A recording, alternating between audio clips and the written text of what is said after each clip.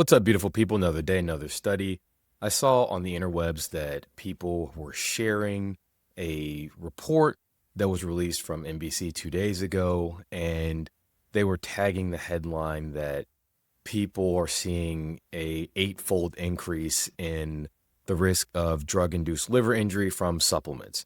So I read the NBC article and I feel for the man and his family about what he had to go through, but I didn't see any absolute numbers. So whenever I see eye-popping headline like something increases your risk 10x without absolute numbers, I immediately get skeptical.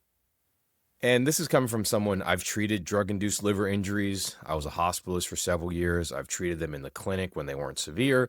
I've seen them from Tylenol, which is the most common cause of drug-induced liver injuries. And I have seen them from supplements, usually from a particular type of supplement. We'll talk about that in a minute. But I really wanted to dive into the numbers that they quoted, and they pulled a study that was a few years old, and that's where they got this eightfold increase from. But I wanted to look at the absolute numbers. And when you look at the absolute numbers from the beginning of the study period, which is in the 1990s, the absolute number of drug-induced injuries associated with herbals and supplements was 7 out of 239 cases. So overall, not a whole lot of cases, 239 cases when they looked at this study. And this was people who needed liver transplant due to these drug-induced injuries. And then you fast forward to the most end point, the most recent data in that study, and it was 35 out of 145 cases. And so if you run the numbers, that is an eightfold increase, but then you look at the absolute numbers and it's pretty small. And so 35 out of 145 cases, 145 total cases, that's not a lot of cases. And then you have to think about in the background, okay, well, what's the change in supplement use during that period? And the beginning of the study was like 1999. The end, I believe, was in 2020. And look at supplement use during that time period. Well, in about 1999, there's about 280 million people in the US and 14.2% use supplements. In 2018, there was 327 million people in the US and 57.4% used supplements. So we've seen a dramatic increase in the amount of supplement use. So we would expect to see more injuries, proportionally liver injuries caused by supplements. The other thing I asked is, well, what are the supplements that are causing these injuries? And in the study that was referenced, they talk about most of these are in products related to weight loss and physical enhancement. Two of the most cringe supplement categories out there. I do not recommend weight loss supplements. I do not recommend these male performance or libido enhancing supplements. They tend to be the ones that are most likely to be adulterated or misbranded. So have widely varying concentrations of the active ingredients or have ingredients in them that they don't have in them. We've talked before about what Amazon studies have shown where they looked at supplements on Amazon and how they had a wide range of things. I believe that was a melatonin we've talked about in CBD as well. This is why it's so essential to get your supplements from third-party tested supplement companies, things that are USP or NSF or CGMP, things that post certificates of analysis so they back up the claims on their labels. It's also really important to avoid, and this is something that I do, multi-herbal ingredient supplements. Vitamins and minerals I'm less concerned about. Even then, I don't like multi-ingredient unless it's something just like a multivitamin or vitamin D and vitamin K.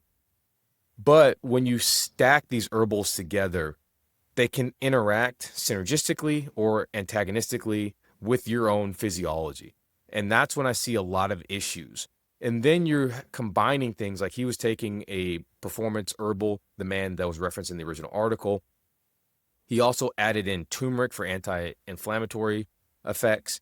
And a lot of these high-dose turmeric supplements are problematic. And then they combine them with something called bioperine, which breaks down the metabolism of turmeric, but also breaks down the metabolism of several different compounds in drugs. So now you're adding multiple different herbals together in high doses and preventing their breakdown. That's a recipe for disaster.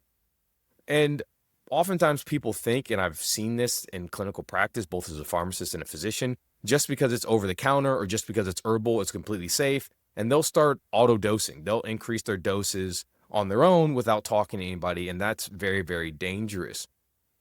To me, as someone who's trained in pharmacology, there's no difference at the pharmacology level between supplements and prescription medications. No difference. I treat them equally. I have respect for them equally. I dive into the science equally, and I'm equally cautious when I use these things because I do know that there is risk of harm. And you often hear me talk about in studies when they do use supplements, what are the harms that are shown?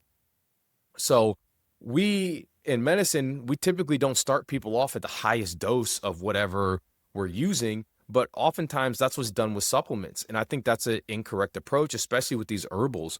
Start at a lower dose if there are dose response studies or randomized controlled trials where you have dosing and you have the ability to use a lower dose. Start there. Go low and slow. In pharmacy school, they always teach us that you can add more, but it's really hard to remove a substance from the body. So these are things I just wanted to point out and add some nuance and some context to these headlines that are going on. A lot of times it's not someone who's well-versed in pharmacology reviewing this information.